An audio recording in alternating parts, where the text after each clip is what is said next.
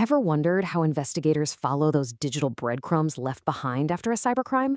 Or maybe you're gearing up for a cybersecurity certification and really want to nail the forensics part. Well, you are in exactly the right place.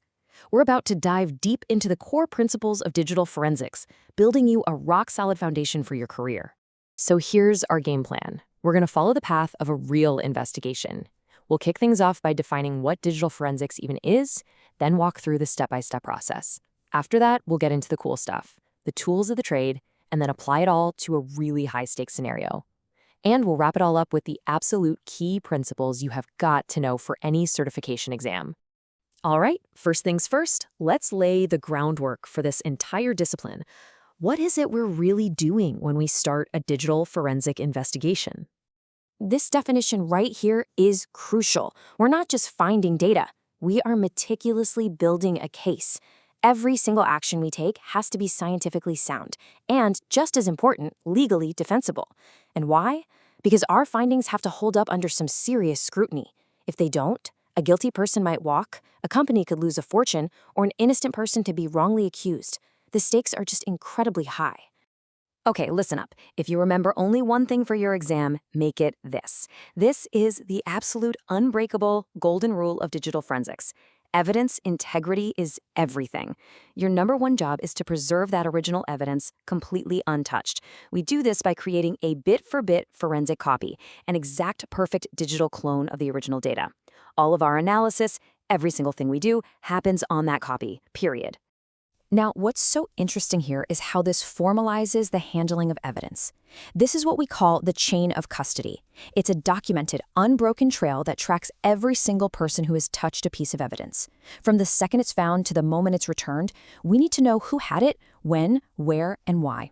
A single gap, just one unanswered question in this chain, can be enough for a defense attorney to get your most important evidence thrown right out of court. And just like that, your case is gone. Okay, so let's zoom out a bit and look at the bigger picture, the formal process. You're going to want to pay close attention here because this framework is the backbone of every single investigation you will ever be a part of. This 6-phase process is your roadmap. It takes you from total chaos to total clarity. We start with identification, just figuring out what might be evidence. Then we move to preservation, where we lock it all down and protect it. Acquisition is where we carefully collect it. Then comes the deep dive, the real detective work in the analysis phase. Of course, none of that is worth anything without meticulous documentation of every single step. And finally, we put it all together to tell the story in the presentation phase. And this is a brilliant illustration of a super critical concept called the order of volatility. You see, digital evidence is fragile. Data that's in the CPU cache or system RAM can literally disappear in a nanosecond if someone pulls the plug. So that means we have to collect evidence from the most volatile sources first before it's lost forever, and then work our way down to more stable things like disk drives. Okay, so we've got our process, we know the rules of the game. Now let's talk about the gear. What are we actually looking for, and what's in our digital investigator's toolkit? Right, so evidence is definitely not a one-size-fits-all kind of deal. As you can see here, the data we collect varies a ton in its volatility, its sheer volume, and how sensitive it is. For example, capturing network traffic, which is incredibly volatile and generates huge amounts of data, needs a completely different strategy than, say, acquiring data from a mobile phone, which is more stable but is often packed with highly sensitive personal info. All right, let's talk about our bread and butter.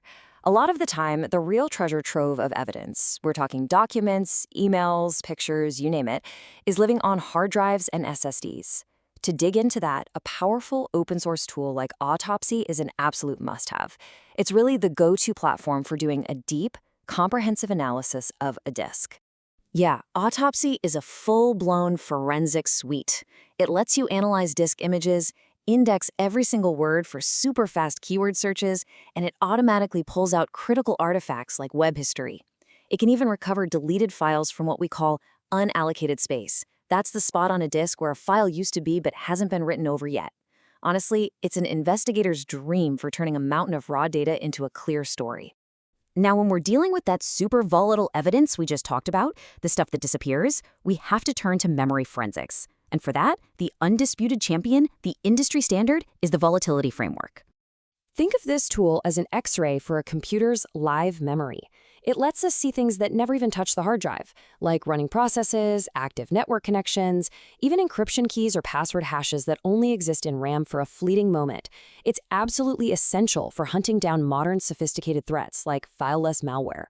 So, the really crucial part is understanding how all these pieces, the phases, the principles, the tools, all click together. Let's walk through a real-world scenario to really connect the dots. We're going to apply what we've learned to a super high-stakes situation, a ransomware attack that has completely crippled a hospital's network. The clock is ticking, and our forensic work is the key to figuring out exactly what went down. So our investigation starts to piece together the life cycle of the attack, and a clear pattern emerges from the timeline. The attackers found a weak spot on a VPN to get in, they stole credentials to move around the network, they destroyed the backups to make recovery harder, and then bam, they dropped the ransomware and encrypted critical files. And here is where the magic really happens. Our analysis directly connects the attacker's actions to specific digital footprints. We found a prefetch file, think of it as a little log Windows keeps of recently run programs, that proves they ran the command to delete the backups. We found the ransom notes they left behind. We discovered the exact event ID in the Windows logs showing they tried to cover their tracks by clearing the logs. And by analyzing the master file table, the hard drive's own table of contents, we saw this rapid mass file encryption that just screams ransomware. This isn't guesswork. This is hard digital proof. All right, let's boil all of this down to the most important principles, the core ideas you need to have locked in for your certification, and frankly, for being successful out there in the field. These are the non-negotiables, the absolute truths of our field. Let's just let these sink in for a second. First, evidence integrity is everything. Always work on a copy. Second, always, always, always maintain and document that chain of custody. Third, stick to that 6-phase forensic process we walked through. Fourth, collect evidence based on the order of volatility, before it just vanishes. Fifth, if you didn't write it down, it never happened. Document everything. And finally, you have to be a translator. You've got to tailor how you present your findings to your audience. Mastering these will give you such a powerful foundation for your entire career. At the end of the day, digital forensics is about finding the story that the data is trying to tell. Every byte, every log file, every timestamp is a potential clue. And with these principles and processes, you now have the framework to start reading that story and uncovering the truth.